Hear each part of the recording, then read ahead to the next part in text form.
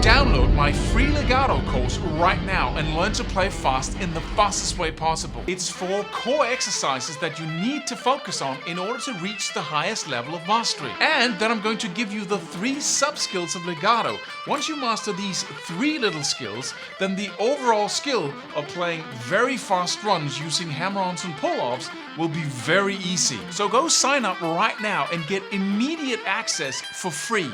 See you in the course.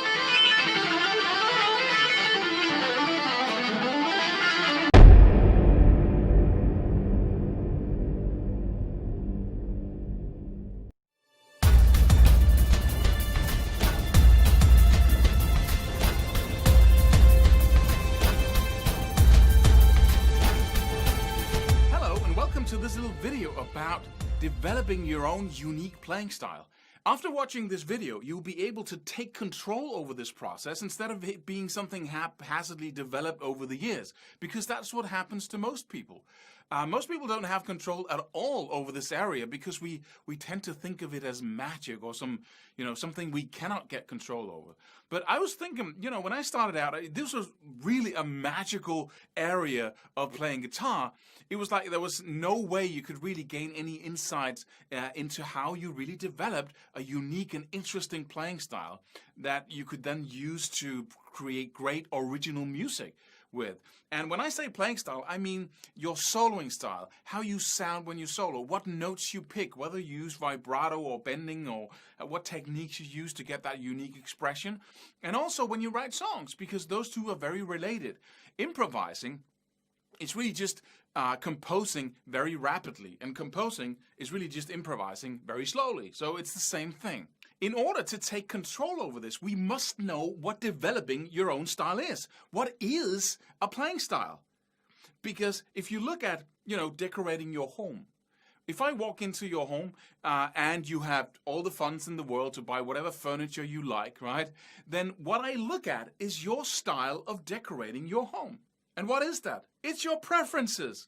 If you have all the resources in the world and you can buy whatever furniture you like, then what I'm looking at is your style of decorating your home, and that's your preferences. And the same thing goes for developing your own playing style here, that what you pick and choose, over the years you are exposed to different stuff, right? You play licks and you play solos and all kinds of stuff kind of comes your way, and you pick and choose, and whatever really gets under your fingers, whatever you really like to play physically and what you like to hear becomes your playing style, because those are the things you pick, consciously or unconsciously along the way. And whenever you sit down and you try to come up with some new lines on your instrument,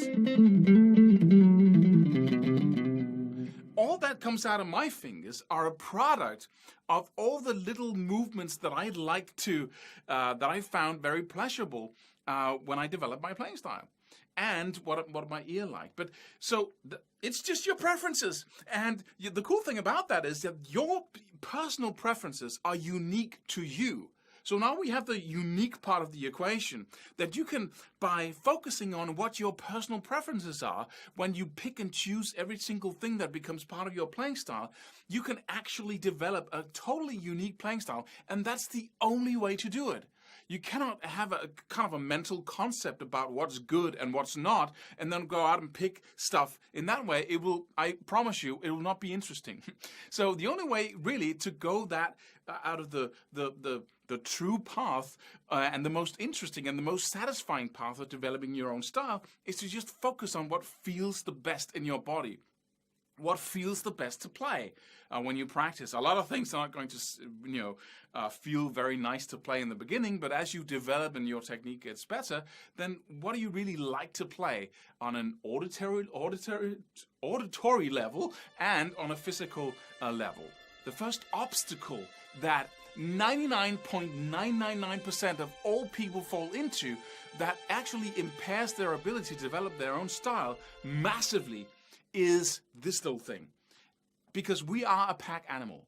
And pack animals like to be like other pack animals, because that's what holds the pack together. You have no claws, you cannot run fast, you have no fur. The only thing that really, that is your power as a human being in nature is other people.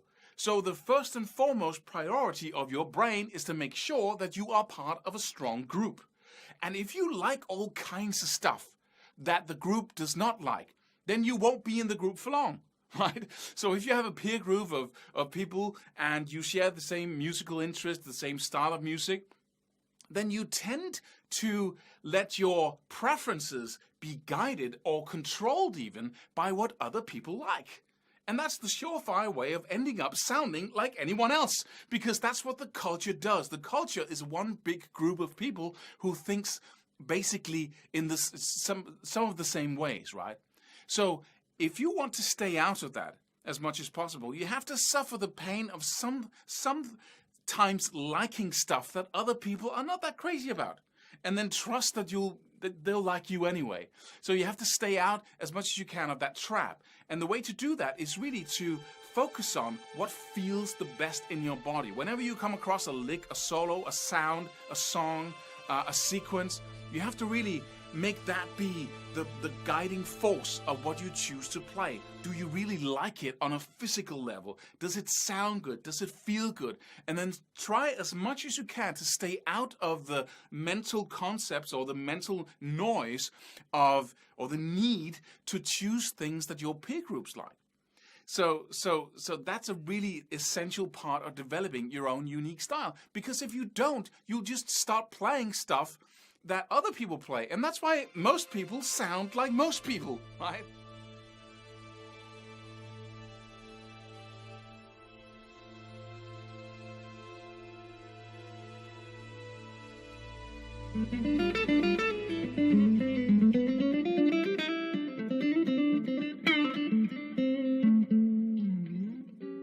The second very important point here in developing your own playing style is, of course, what you expose yourself to. Because if the first point was that it is your preferences that is determining your playing style, then what are you choosing from? What's the base of stuff? You know, if you've been listening to Mozart and Bach all your life, that's all you ever heard in your life, then you're going to sound a bit like Mozart and Bach when you start composing, of course. Simple, right? So if you want a diverse and interesting and fresh sounding playing style, you have to expose yourself to a lot of things. And most people are completely unconscious about this, and I was too in the beginning. I was just, picking, my teacher gave me some stuff in the beginning, then I heard some stuff, then I just picked up stuff along the way, until I became very conscious about what it is that I was doing. And if you're not conscious about this, chances are you'll be exposed to whatever your people are exposed to. It's the same cultural thing again. So you'll be like 99.999% of all guitar players is that they're exposed to what their friends are exposed to, and they pick and choose the same things their friends are picking and choosing, all out of the culture, the first thing we talked about, right? And so that's the surefire way of not developing your own unique playing style. So how do we do this? Well, in order to describe this process really, in a thorough manner, I've created this little triangle that I'm going to bring up on the screen there. And if you look at the bottom third of it, this is really 3 stages. The bottom third of this triangle represents all that you expose yourself to. And the key thing there is, of course, to make sure that you get a lot of stuff in there and a lot of diverse stuff. So you expose yourself to a lot of different things. Then you start, you play around with these things, sequences, licks, solos, whatever it is. And then gradually you pick and choose and bring different stuff to the mid level. And the things in the bottom, you can't really play those. You're just playing around with them. So you can't use them yet in any musical context. The things in the middle are the things that you become good at. Right? But good at means that you have to focus on it in order to make it happen. So you pick up some lick or little sequence or whatever it is, and you have to focus on it in order to play it. You haven't brought it to the next level, which is mastery, which is the top little triangle there. So you have a ton of things in the bottom, you have some things that you become good at in the middle, and then there are a few things that become the top triangle there that you become a master of. And what mastery means is that it becomes completely easy and completely automatic. So you have stuff like that already, that whenever you pick up your guitar, you'll play some things, right? There's stuff you play that you've been playing a million times that just falls into your hands that are so easy to play. And those things are what make up your unique playing style when you compose, when you improvise, whatever it is that you're doing.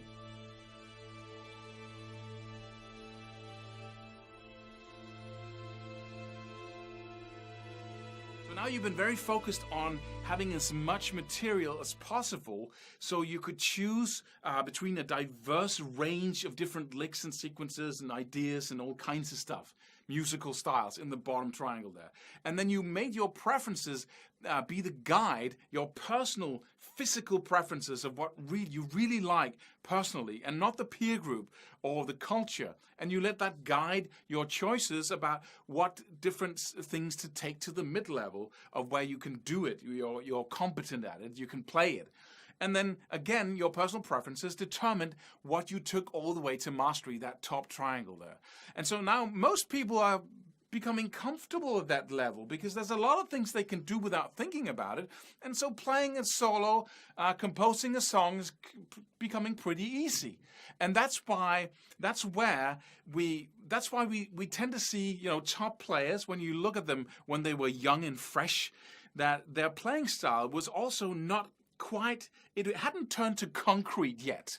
So it was alive, and you never knew what they could do or what they were going to do the next second or play. But then as the years go by, they seem to become a copy of themselves. And I know some people are going to be very critical of what I'm saying here, and I'm not mentioning names because then it'll be just one long string of angry comments below this video.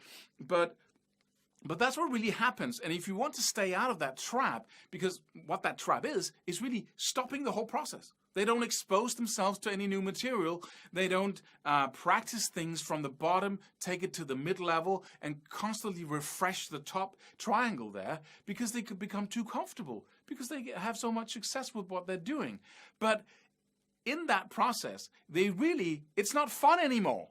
It's always fun to learn new stuff and to develop constantly and to constantly, like you want to improve your sound all the time. You're always looking for new ways of improving your instrument and your amp or your setup and whatever. And in the same way, you can be constantly improving your playing style, constantly being able to give people something new, something fresh and alive, and to have that top triangle be fresh and alive. And the way to do that is just never stop the process. Always expose yourself to stuff in the bottom there. Always take things to the mid-level, and then constantly have new things that you master all the time. And in that way, you can keep developing, keep being that musician who really is passionate about what he does and passionate about the new stuff that he creates all the time, because it's like it's always becoming even better, right? So it's always better than the new record, the new song you're producing, the new solo you're creating. It's always better and better and better. And that's really where playing music is really a true joy.